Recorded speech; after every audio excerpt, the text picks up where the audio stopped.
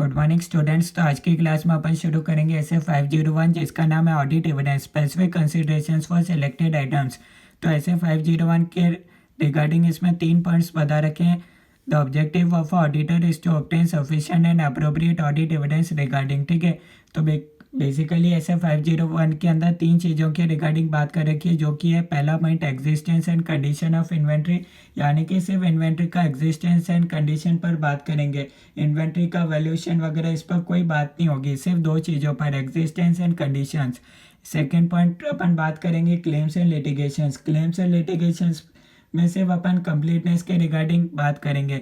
Segment information third होता है। Third segment information में सिर्फ अपन प्रेजेंटेशन एंड डिस्क्लोजर के रिगार्डिंग बात करेंगे, यानी कि स्पेसिफिक आप बोल सकते हो असर्शंस अपन को चेक करना रहेगा। सबसे पहले सेकंड पॉइंट अपन डिस्कस करते हैं audit procedures with respect to inventory. तो पहला पॉइंट अपने पास आता है इन्वेंट्री के रिगार्डिंग आखिर ऑडिटर का कौन कौन से जनरल प्रोसीजर वो लगा सकता है। सबसे पहले वो क्या कर सकता है, attendance eight physical inventory counting. सबसे पहले जब भी मैनेजमेंट फिजिकल वेरिफिकेशन कंडक्ट करवा रहा है तो ऑडिटर उसको अटेंड कर सकता है। सेकंड पॉइंट के अंदर बता रखा है इवेल्युएट मैनेजमेंट इंस्ट्रक्शंस प्रोसीजर्स, यानी कि मैनेजमेंट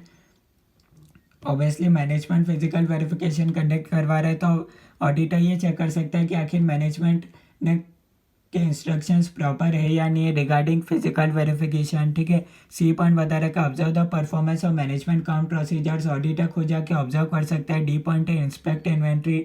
ई पॉइंट बता रखा है परफॉर्म टेस्ट काउंट्स। ऑडिटर ये देख सकता है क्या जो बुक्स ऑफ अकाउंट्स के अंदर इन्वेंट्री एग्जिस्ट कर दी उतने नंबर उतनी यूनिट्स क्या प्रैक्टिकली रियल में भी एग्जिस्ट कर दिए क्या। ठीक है, या फिर जो फिजिकल वेरिफिकेशन के दौरान ऑडिटर ये देखता है इन्वेंट्री इधर ही है, क्या उतने number of units balance sheet के अंदर रिकॉर्डेड है या नहीं। एफ पॉइंट बता रखा है performing audit procedure over the entities final inventory records. ठीक है, तो उसके बाद अपने पास थर्ड पॉइंट आता है inventory counting conducted at date other than balance sheet date. मान लो 31 मार्च के दिन इन्वेंट्री का काउंटिंग होने वाला था पर उस दिन हुआ नहीं, 31 मार्च की जगह 7 अप्रैल को हुआ। तो कहीं ना कहीं आप बोल सकते हो अब ये 31 मार्च से लेकर 7 अप्रैल तक एक बेसिकली आपको रिकन्सिलेशन स्टेटमेंट बनाना पड़ेगा। ठीक है, क्योंकि 31 मार्च को हो सकता है किसी ड्यू टू सर्टेन रीजंस उस दिन कंडक्ट नहीं हो पाया होगा। ठीक है, तो अभी जो डिफरेंस आ रहा है उसको आपको देखना पड़ेगा। Whether changes in inventory between count date and date of financial statements are properly recorded. Obviously सब आपको एडजस्टमेंट आपको ऐड माइनस करने पड़ेंगे। ठीक है, क्योंकि आपको तो 31 मार्च के दिन ही देखना था ना कितनी यूनिट्स एग्जिस्ट करती। ऑब्वियसली 7 अप्रैल के दिन तो थोड़ा बहुत एडिशंस डिलीशंस हो गया होगा इन्वेंट्री के अंदर, तो ये सब ऑडिटर को देखना पड़ेगा, प्रॉपर्ली एडजस्टेड करना पड़ेगा। Reliability of entities perpetual inventory records. और आखिर देखना पड़ेगा थर्ड पॉइंट बता रखा है रीजंस, अगर कोई सिग्निफिकेंट डिफरेंस आता है तो आखिर उसका क्या रीज़न है। ठीक है, during physical count and perpetual inventory records.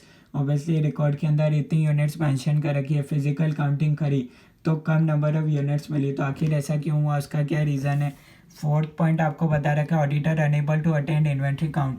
Auditor जिस दिन मैनेजमेंट फिजिकल वेरिफिकेशन कंडक्ट करवा रहा है उस दिन ऑडिटर आ ही नहीं सकता। ठीक है,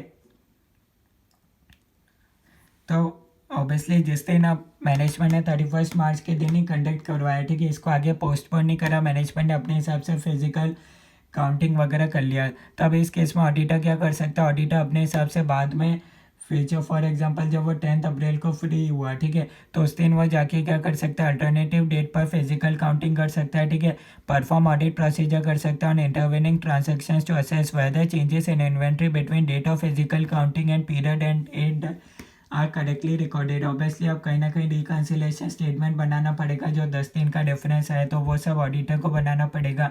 अगर उसकी वजह से डिले होता है तो verify procedure adopted treatment given for discrepancies notice during physical count. E fourth point बता रखा है ensure appropriate cut off procedures for followed by management. ठीक है, मैनेजमेंट के प्रोसीजर वगैरह देखने पड़ेंगे क्या वो अप्रोप्रिएट है क्या, अगर कोई डिस्क्रिपेंसी मिलता है तो आखिर उसका क्या ट्रीटमेंट मैनेजमेंट ने दिया था। ठीक है, और लास्ट में बता रखा है फिफ्थ पॉइंट ऑडिटर मैनेजमेंट से WR ऑब्टेन कर सकता है regarding completeness of information provided regarding inventory की मैनेजमेंट ने इन्वेंट्री के रिगार्डिंग कंप्लीट इन्फॉर्मेशन ऑडिटर को प्रोवाइड कर रखी है। Assurance with regard to adherence to laid down principles with laid down procedures for physical inventory count, ठीक है, वही क्या प्रोसीजर्स वगैरह लगाए थे, तो ये सब बता रखा है। उसके बाद फिफ्थ पॉइंट अपने पास आता है attendance at inventory count is impracticable. अब बिल्कुल ही पॉसिबल नहीं है ऑडिटर के लिए उस लोकेशन पे जाके फिजिकल काउंटिंग करना। हो सकता है हिली एरियाज हो वगैरह, वहाँ ज़्यादा बर्फ़ गिरती हो, ठीक है, या फिर माइनिंग जैसी इंडस्ट्री हो। उस केस में ऑडिटर क्या कर सकता है, अल्टरनेटिव ऑडिट प्रोसीजर्स लगा सकता है। अगर वो अल्टरनेटिव ऑडिट प्रोसीजर्स भी नहीं लगा सकता तो वो ऐसे 705 की तरफ जा सकता है, ठीक है, क्योंकि देखो 99% केस में वो अल्टरनेटिव ऑडिट प्रोसीजर्स लगा सकता है ताकि उसको सही ऑब्टेन हो जाए। पर अगर बिल्कुल ही उसको सही ऑब्टेन नहीं हो रहा तो वो फिर ऐसे 705 के अंदर जा सकता है। सिक्स पॉइंट बता रखा है inventory under custody and control of third party. Exam point of view से सबसे इंपॉर्टेंट है सिक्स पॉइंट। अगर इन्वेंट्री थर्ड पार्टी के पास है तो इस केस में ऑडिटर क्या कर सकता है, सबसे पहले एक्सटर्नल कंफर्मेशन कर सकता है, ठीक है, वो थर्ड पार्टी के ऑब्वियसली वेयर हाउस में जाके इंस्पेक्शन कर सकता है, अदर ऑडिट प्रोसीजर लगा सकता है, ठीक है।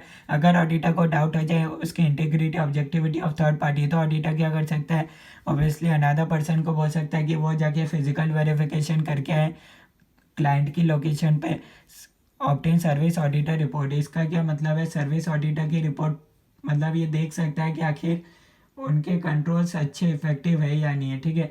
फॉर एग्जांपल आप क्या करते हो, आपका जितना भी इन्वेंट्री वगैरह है, ठीक है, उसको आप किसी थर्ड पार्टी के वेयर हाउसेस वगैरह थर्ड पार्टी की साइट पर रखते हो तो थर्ड पार्टी का ऑब्वियसली कोई ना कोई सर्टिफिकेट वगैरह होगा, ठीक है, कि उसके वहाँ कंट्रोल्स कैसे इफेक्टिव है या नहीं। उस रिगार्डिंग ऑडिटर उसकी रिपोर्ट चेक कर सकता है। Inspect documentation request confirmation from third parties when inventory pledges collateral. अगर कोलेट्रल पर पड़ी है, लोन वगैरह गिरवी पड़ी है तो फिर उनसे कंफर्मेशन मांग सकता है, ठीक है। सेवेंथ पॉइंट आपको बता रखा है audit procedures with respect to litigation and claims. Second point अपना आता है completeness of claims and litigation. इस केस में जनरल ऑडिट प्रोसीजर क्या रहेगा, सबसे पहले ऑडिटर क्या कर सकता है, इंक्वायरी कर सकता है management and others with in entity including in house legal council, ठीक है, कि उन्होंने सारे क्लेम्स एंड लिटिगेशंस के बारे में ऑडिटर को बताया, ठीक है। रिव्यू मिनट्स और मीटिंग्स, अच्छा वो खुद ऑडिट प्रोसीजर क्या लगा सकता है, मिनट्स और मीटिंग्स चेक कर सकता है, TCWG board of directors, communication between entity and external legal council, review कर सकता है लीगल एक्सपेंस अकाउंट्स। एक एक करके वो क्या कर सकता है, खर्चा देख सकता है कि आखिर ये खर्चा कौन से केस के लिए हुआ था, तो उसको पता चल जाएगा क्या कोई ऐसा खर्चा है क्या जो कोई अननोन केस जो ऑडिटर को पता ही नहीं हो उस केस के रिगार्डिंग खर्चा हुआ था। तो इससे वो पता लगा सकता है कि अगर मैनेजमेंट ने बोला इस एंटिटी के अंदर 5 क्लेम्स एंड लिटिगेशन है तो क्या वाकई में 5 ही है क्या, उसके रिगार्डिंग एक्सपेंस चेक कर सकता है कि आखिर ये एक्सपेंस किसके लिए हुआ था। 8th पॉइंट आपको बता रखा है, the auditor assesses a ROM regarding claims and litigations, communication with external legal counsel। इसके अंदर क्या बता रखा है, ये लाइन पढ़ना, in certain circumstances the auditor also may find it necessary to meet with entities external legal counsel. कभी कभार ऑडिटर को लग सकता है कि यार उसको लॉयर से पर्सनली जाके बात करना पड़ेगा, तभी जाके उसको कहीं ना कहीं बेटर कंफर्ट मिल पाएगा कि मैनेजमेंट जो कह रहा है वो सही है या नहीं। To discuss the likely outcome of claims and litigations. अब कभी कभार आपको बहुत ज़्यादा सिग्निफिकेंट लायबिलिटी तो नहीं आएगी, क्योंकि उस अगर लायबिलिटी आ सकती है फ्यूचर के अंदर तो कहीं ना कहीं मैनेजमेंट को उसके रिगार्डिंग प्रोविज़न वगैरह बनाना पड़ेगा। तो इसके रिगार्डिंग ऑडिटर क्या कर सकता है, मैनेजमेंट का परमिशन लेके एक्सटर्नल लीगल काउंसिल से डिस्कस कर सकता है। ये कब कर सकता है, इसके कुछ एग्जांपल बता रखे हैं। अगर मैटर के अंदर सिग्निफिकेंट रिस्क है, मैटर कॉम्प्लेक्स है, या फिर disagreement between management and external legal council. Lawyer बोलता है कि ये केस तो आप हार ही जाओगे, उसके 90% चांस है, तो मैनेजमेंट को इस केस में क्या करना पड़ेगा, ऑब्वियसली प्रोविज़न वगैरह बनाना पड़ेगा। पर मैनेजमेंट बोलता है नहीं नहीं ऐसा कुछ नहीं होगा, हम तो जीतेंगे, तो उसके रिगार्डिंग उन्होंने कुछ प्रोविज़न ही बना रखा। अब कहीं ना कहीं ऑडिटर को यहाँ देखना पड़ेगा क्योंकि सही टाइम पर प्रोविज़न वगैरह बनना चाहिए, ठीक है। अच्छा मान लो अगर मैनेजमेंट ने मना कर दिया एक्सटर्नल लीगल काउंसिल से मिलने के लिए तो फिर ऑडिटर क्या कर सकता है, फिर ऑडिटर क्या कर सकता है, एक लेटर ऑफ इंक्वायरी भेज सकता है एक्सटर्नल लीगल काउंसिल को, उसमें जो भी उसके क्वेश्चन है वगैरह उससे पूछ सकता है, ठीक है।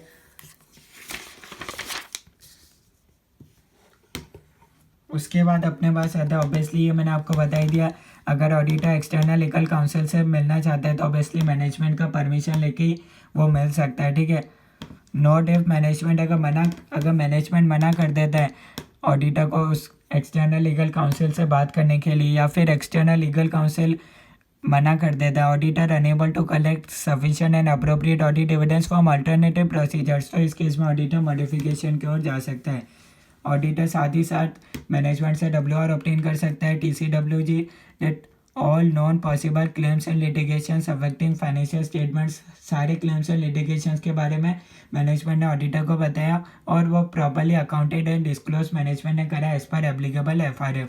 उसके बाद 9 पॉइंट अपने पास आता है audit procedures with respect to segment information. Third point अपने पास आ जाता है सेगमेंट इन्फॉर्मेशन के regarding presentation and disclosure. Obviously कैसा होना चाहिए, as per applicable FRF as per India schedule 3 के अकॉर्डिंग होना चाहिए। ऑडिटर को अंडरस्टैंडिंग लेना methods used by management and perform analytical procedures, ताकि पता चले कि डिस्क्लोजर अप्रोप्रिएट है या नहीं। एग्जांपल्स बता रखे, methods relevant in obtaining understanding of methods used by management for determining segment information.